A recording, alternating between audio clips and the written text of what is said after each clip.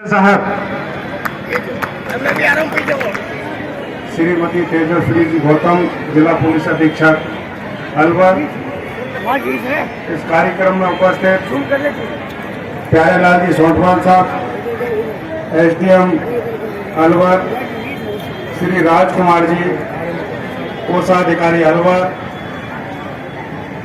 महंत प्रकाश नाथ जी, श्रीमती पूरम रानी जी गुर्जर, दौलतराम हजरती जी, सुभाष भारती जी व अन्य उपस्थित मंचासीन सम्मानित अतिथिगण, सबसे पहले मैं जाकर गंगा मंदिर सेवा समिति को धन्यवाद देता हूं जिन्होंने यहाँ हमको आमंत्रित किया और एक अच्छे कार्यक्रम को देखने का अवसर मिला।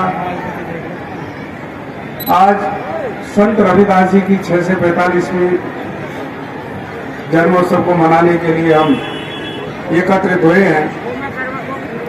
संत रविदास जी का जन्म सन 14 से 33 ईस्वी में पूर्णिमा के दिन हुआ था। उस वक्त की जो परिस्थितियां थी बहुत ही अच्छी नहीं थी।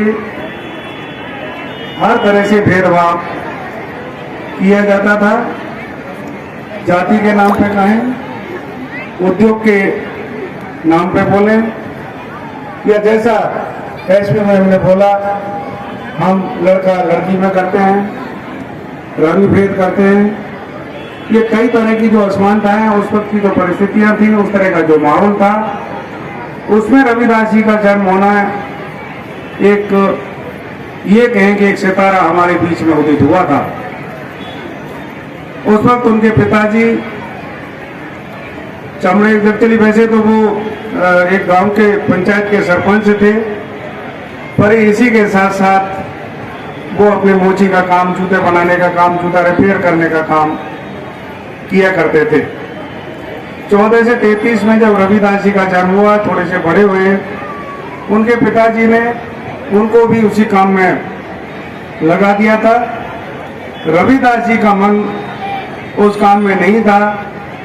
वो निर्गुण भक्ति के उपासक थे और राम को जो उनके विभिन्न नाम थे उनका स्मरण किया करते थे। उनके पिताजी को लगा कि ये लड़का मेरे धंधे से दूर जा रहा है, भक्ति में चला जाएगा, संत हो जाएगा, इसलिए बचपन में उनकी शादी कर दी गई थी। शादी के बाद भी रविदास जी अपने भक्ति भाव में ज्यादा लीन रहते थे। अपने जो काम था उनका, जूते बनाने का, जूता रिपेयर करने का, उसमें रुचि नहीं लेते थे। उनके पिताजी ने कहा कि ऐसे नहीं मानेगा, उन्होंने उनको घर से अलग कर दिया। रविदास जी घर के पिछवाड़े में अपनी मेहनत मजदूरी करके अपना गुजारा किया करते थे। उसके बाद में रविदास जी को एक स्कूल में, एक्चुअली पंडित शारदानंद जी के स्कूल में उनका एक पाठशाला में एडमिशन कराया गया। वहाँ भी उनका विरोध हुआ क्योंकि उस वक्त की परिस्थितियों में शूद्र वर्ण को स्कूल में जाने के लिए मनाही थी, शिक्षा उनके लिए अनिवार्य नहीं थी। पर आप देखिए कि जो पंडित मैं वो संत ही कहूँगा, शारदानंद जी ने कहा कि नहीं, ये मेरी पाठशाला में आएगा, बाकी सवर्ण को आना है आए, नहीं आना है नहीं आए। मतलब उस वक्त एक पंडित के द्वारा इतनी बुलंदी के साथ, एक हिम्मत के साथ ये कह देना कि मेरे पाठशाला में तो ये संत रविदास आएगा, बाकी का आए नहीं आए। उन्होंने पाठशाला में एडमिशन लिया। एडमिशन के बाद जितना भी गुरुजी उनको अध्यापन कराते थे, संत रविदास जी उससे कहीं ज्यादा सीख जाया करते थे। तो गुरुजी को लगा कि ये बालक जरूर एक दिन मेरा नाम भी करेगा और अपने देश का नाम भी करेगा। रविदास जी जो देश में विभिन्नताएं थी, या ऊंच नीच था, अस्पृश्यता थी, या जो एक्चुअली अपने ऊंच नीच का जो भेद था, इसके बहुत खिलाफ थे। उन्होंने उस पर काम करना शुरू किया। उनकी जो एक्चुअली अपने जो उनके गुरुजी थे शारदानंद जी, उनके बेटे से उनकी दोस्ती हो गई थी। वो रात को लुका छुपी का खेल खेल रहे थे। पहले दिन रविदास जी हार गए, पंडित जी का लड़का उनका मित्र जीत गया। दूसरे दिन एक्चुअली रविदास जी जीत गए। और तीसरे दिन वो जब खेल खेल रहे थे तो उनका समय हो गया था और ये तय हुआ भाई अब कल सुबह खेलेंगे। हम रात बहुत हो गई है। पंडित जी का लड़का अपने घर चला गया, संत रविदास जी अपने घर चले गए। दूसरे दिन रविदास जी को जीत के लिए आना था, वो अपने यथा समय पहुंच गए। पहुंचने के बाद देखा पंडित जी का लड़का जो उनका मित्र था, शारदानंद जी का बच्चा था, वो वहां नहीं आया। संत रविदास जी बहुत व्याकुल हुए और वो पंडित जी के घर गए। जब पंडित जी के घर गए तो उन्होंने देखा कि यहाँ बहुत लोग रो रहे हैं, पंडित जी भी रो रहे हैं, उनकी माँ भी रो रही है। उन्होंने हिम्मत करके पूछा कि सब क्यों रो रहे हैं? तो उनको बताया गया कि जो आपका मित्र था पंडित जी का लड़का, वो अब इस दुनिया में नहीं रहा, उसका देहांत हो गया है। तो पंडित जी उस रविदास जी को उस वक्त एक्चुअली इतना मेल कर देना, उनके घर चले जाना, बात कर लेना बहुत बड़ी बात थी। पंडित जी संत रविदास जी को लाश के पास ले गए, अपने बेटे की लाश के पास में, कि ये बुरा हुआ है। संत रविदास जी ने कहा कि दोस्त ये कोई अभी सोने का समय नहीं है, ये अपने को लुका छुपी का खेल करने के लिए अपने को खेल करने का समय है, खड़े हो जा, अपन दोनों वापस खेलेंगे। रविदास जी के इतना कहने के बाद में पंडित जी का लड़का जीवित हो गया, क्योंकि रविदास जी में दैवीय शक्ति भी थी। उसके बाद में लोगों को बड़ा आश्चर्य हुआ कि रविदास जी के कहने से एक पंडित जी का लड़का जीवित हो गया। तो बाद में कुछ लोग उनके अनुयायी बनते चले गए, पर धीरे धीरे रविदास जी की जो ख्याति थी वो फैलने लगी। जैसे जैसे ख्याति फैलने लगी वैसे वैसे कुछ लोग उनके विरोधी भी होते चले गए। और ये हुआ कि उनकी एक फिर दोबारा एक पंडित जी के लड़के से एक अच्छी दोस्ती हो गई। तो वो भी उनको लोगों को नागवार गुजरी। राजा ने रविदास जी के जो लड़का दोस्त था पंडित जी को उसके अपने दरबार में बुलाया और ये हुक्म दिया कि इस लड़के को भूखे शेर से इसको खा जाएगा, रविदास देखते हैं कैसे बचाता है। रविदास जी भी वहीं थे, भूखा शेर छोड़ा, भूखा शेर आया, रविदास जी को देखा और वो शांत भाग के वापस चला गया। उसके बाद में राजा ने देखा कि यार इसकी वजह से शेर ने भी नहीं कहा, इसका मतलब बहुत दैवीय शक्ति है। राजा ने और उनके जितने लोग वहां थे सबने रविदास जी के चरण स्पर्श किए और सारे लोग धीरे धीरे गुरु बनाया, उनसे ज्ञान प्राप्त किया। ये बहुत बड़ी बात थी उस वक्त के एक क्षत्रिय वर्ण का व्यक्ति, शूद्र वर्ण के व्यक्ति को अपना गुरु बना ले। और मीराबाई जी का अटल वो था, नक्सली उनकी अटलता थी, उन्होंने रविदास जी को अपना उस वक्त गुरु बनाया था। एक बार एक्चुअली लोगों में ये हुआ भाई जो पुजारी है ये मंदिर, एक्चुअली उन्होंने मंदिर जाना शुरू किया, जनेऊ पहनना शुरू किया, तिलक लगाना उन्होंने शुरू कर दिया था, जो उस वक्त एक्चुअली शूद्र वर्ण के लिए लागू नहीं था। पर उन्होंने कहा कि नहीं, मैं कोई इसलिए नहीं पहन रहा हूँ जिससे मुझे ज्ञान मिलेगा, ईश्वर मिलेगा, मैं इसलिए पहन रहा हूँ कि जो असमानता है, ये भेदभाव है, ये जो हीनता आती है, ये मिटनी चाहिए। लोगों को उन्होंने और लोगों को भी प्रेरित किया और उन्होंने जनेऊ भी धारण किया।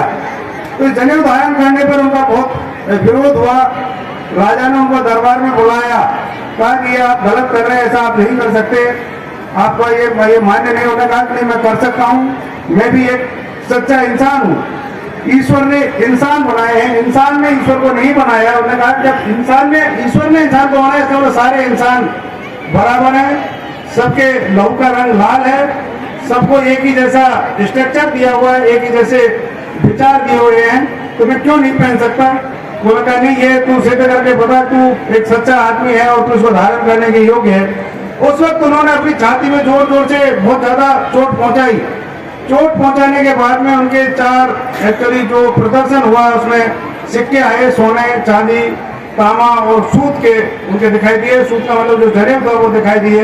ये 4 युगों को दर्शाते थे, हमारे सतयुग, त्रेता, द्वापर और कलयुग का। उन्होंने वह साक्षात रूप से अपनी छाती में दिखाया कि मैं भी एक सच्चा उपासक हूँ, मैं ईश्वर को मानता हूँ। पर रविदास जी ईश्वर को निर्गुण ईश्वर के रूप में मानते थे। उनका बाद में चल के एक पंथ भी चला जिसको रविदास पंथ कहा जाता है।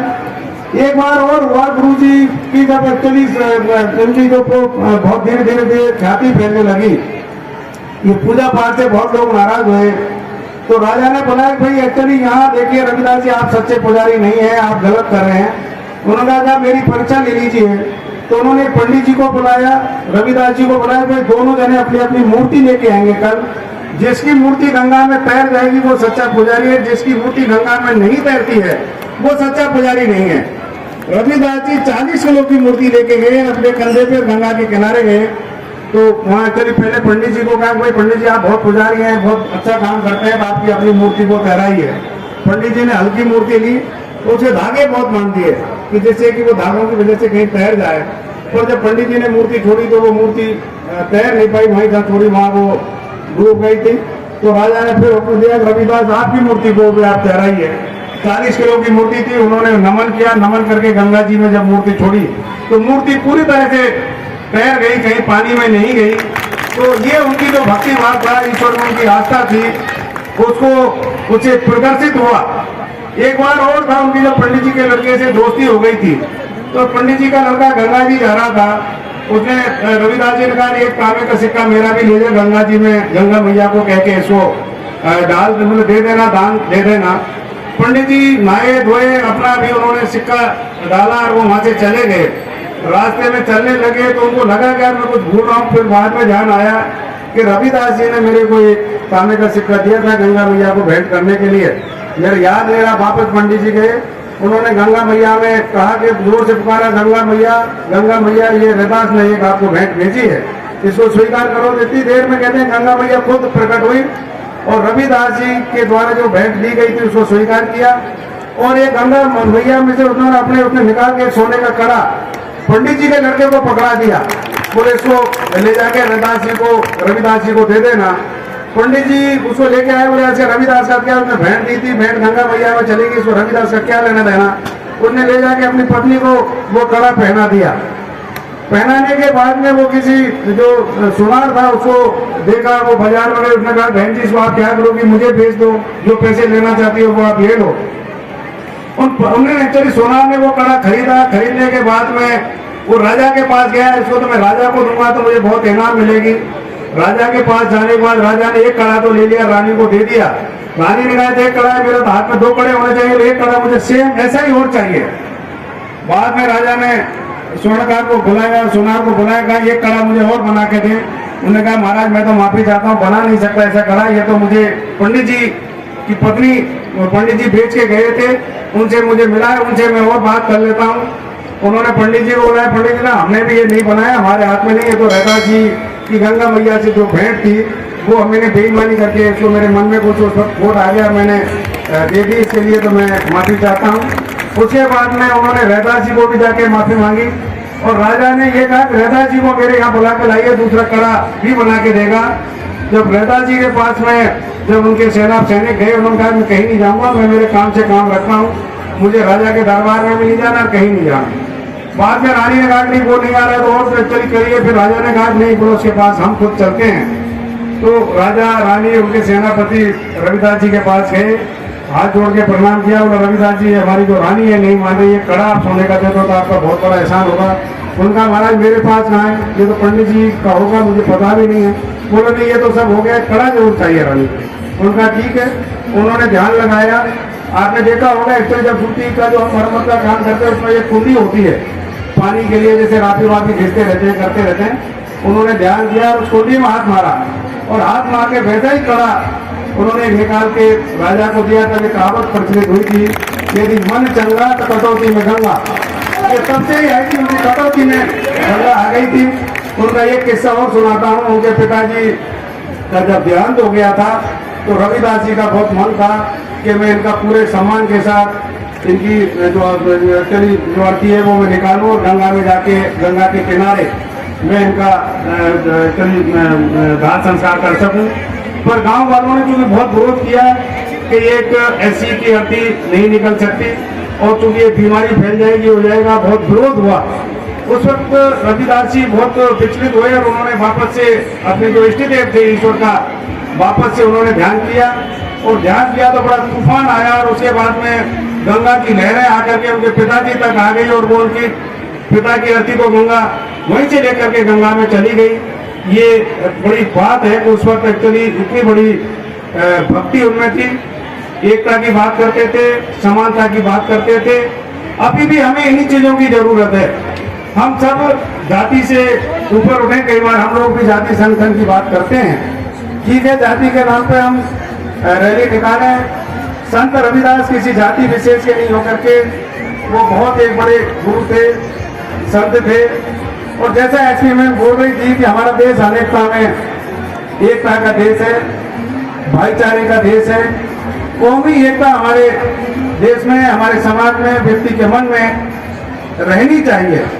यदि हमें पता लगे कि कोई भी, हम अगर सक्षम हैं और कोई भी व्यक्ति हमारे पास आता है या वो पीड़ित है या हमारी उनकी जरूरत है हमें, तो निश्चित रूप से हमें बिना किसी जाति और धर्म के उससे तय एहसान के हम अपने आप में एक अपनी आत्मसंतुष्टि करें। हम लगातार देख रहे हैं कि एसपी में मैं आपको बता दूं ये ब्राह्मण है।